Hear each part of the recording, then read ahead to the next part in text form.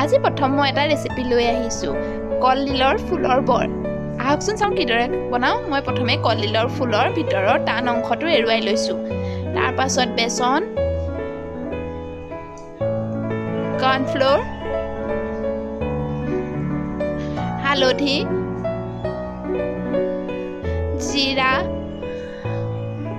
ধনিয়া আৰু চাট মছলা দি ভালদৰে মিক্স কৰি নিমখো দিছিলোঁ দেই, কিন্তু দেখুৱাবলৈ থাকি গ'ল। ভালদৰে মিক্স কৰি লৈছোঁ। ইয়াৰ এটা সুন্দৰ পেষ্ট বনাই লৈছোঁ।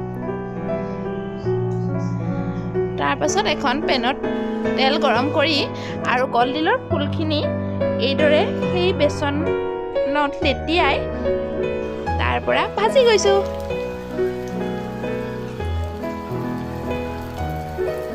খাবলৈ খুবেই মচমচীয়া হয়, খুব ভাল লাগে খাই পেলাই। যদি আপোনালোকে বনোৱা নাই, বনাই চাবচোন এবাৰ। বহুতে নিশ্চয় এইদৰে বনাই খায়েই, কিন্তু যিসকলে বনোৱা নাই এবাৰ খাই চাব। ইয়াৰ টেষ্টটো খুবেই ধুনীয়া।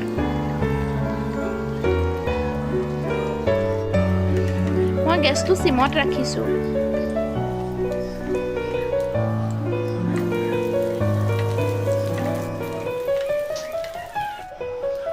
আৰু এইদৰে ইলুটি শিলুটি কৰি হৈ গ'ল মোৰ কলডিলৰ ফুলৰ বৰ।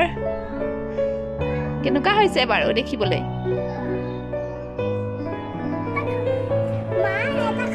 আমাৰ অকণমানিয়ে টেষ্ট কৰিলেই।